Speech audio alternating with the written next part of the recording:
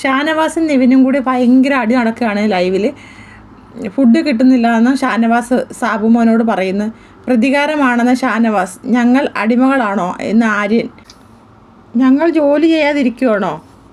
ഇയാൾ ഇതുവരെ ജോലി ചെയ്തോ എന്ന് അക്ബർ. ഞാനുണ്ടാക്കിയ ദോശ നീ കഴിച്ചോ? നീ എന്താ, നീ കൊണ്ടുവന്നതാണോ? നീ അധ്വാനിച്ച് കൊണ്ടുവന്നതാണോ അതോ നിൻ്റെ വീട്ടിൽ നിന്ന് കൊണ്ടുവന്നതാണോ?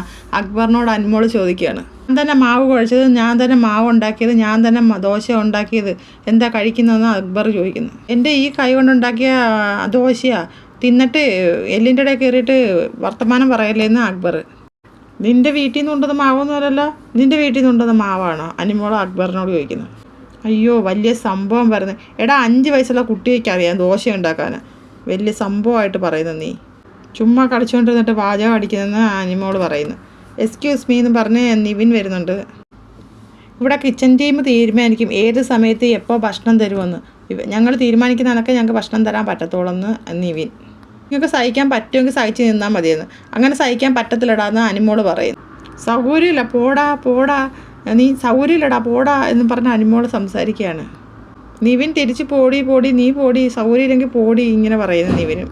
ഇവിടെ ടാസ്ക് തുടങ്ങിയ ഭക്ഷണം ഉണ്ടാക്കാൻ ചിലപ്പം വൈകും, ചിലപ്പോൾ രാത്രിയാവും. അതൊക്കെ സഹിച്ച് നിൽക്കാമെങ്കിൽ മാത്രം നിന്നാൽ മതിയെന്ന് നിവിൻ.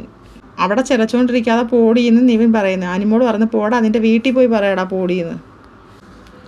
അങ്ങനെയാണെങ്കിൽ ഗ്യാസ് കയറിയാൽ കൺഫെഷൻ റൂമിൽ വിളിച്ച് പറഞ്ഞാൽ അവർ ഗുളിക തരുമെന്ന് പറയുന്നു. അപ്പോൾ അനുമോൾ പറയുന്നു നീ ആ ഗ്യാസ് കുറ്റിയുടെ മേലെ കയറി ഇരിയടാ. ഷാനവാസ് പോയി നിവിനോട് പറഞ്ഞു നീ അങ്ങനെ പറഞ്ഞുകൊണ്ടേ ഇരിയടാ, ലവ് യു ബ്രദർ ഉമ്മ എന്ന് പറയുന്നു. ഷാനവാസ് പറഞ്ഞു പോടിയെന്ന്. എല്ലാവരും കൂടെ അവിടെ നിന്ന് ചിരിക്കുന്നു. അപ്പം അനുമോൾ ചോദിക്കുന്നത് എന്തോ വിളിച്ചാൽ പോടിയെന്ന് വിളിച്ചാണെന്ന്. ഉടനെ നിവിനെ ഷാനവാസിൻ്റെ അടുത്ത് ഇങ്ങനെ നോക്കി. അന്നേരം ഷാനവാസ് ചോദിക്കുന്നത് എന്താ പ്രശ്നമുണ്ടോ ഞാൻ ഇനിയും വിളിക്കുമെന്ന് പറയുന്നു. ഷാനവാസ് സാബുമോനോട് പറയാം എന്തോരം പച്ചക്കറി ഇരിക്കും, തോരൻ ഉണ്ടാക്കാനുള്ള സമയം ഇടില്ലേ, 3 പേരുണ്ട്, നമ്മൾ കിച്ചൺ ടീമിലിരിക്കുമ്പോൾ നമ്മളിതൊക്കെ ഉണ്ടാക്കി കൊടുക്കത്തില്ലേ. ഇപ്പോൾ അവർ പറഞ്ഞ സമയമില്ല, ടാസ്ക് പോലും തുടങ്ങിയിട്ടില്ല. അത് എന്ത് വർത്തമാനം പറഞ്ഞാൽ 3 പേര് പിന്നെ എന്ത് ചെയ്യും അവിടെ? അപ്പോൾ സാബുമോനും പറഞ്ഞു നമ്മൾ 3 പേരായിരുന്നപ്പോൾ നമ്മൾ പെട്ടെന്ന് അങ്ങ് ചെയ്യുമായിരുന്നു, ഇവർ വെറുതെ ഇരുന്നാലും ഇവർ ചെയ്യുന്നില്ല, വിചാരിച്ചാൽ എല്ലാം നടക്കും, 3 നേരവും നടക്കുമെന്ന് സാബുമോൻ പറയുന്നു. സാധനങ്ങൾ ഇഷ്ടം പോലെ ഇരിക്കും, ഇതൊക്കെ ഇനി എപ്പോൾ തീരാനാണെന്ന് സാബുമോൻ.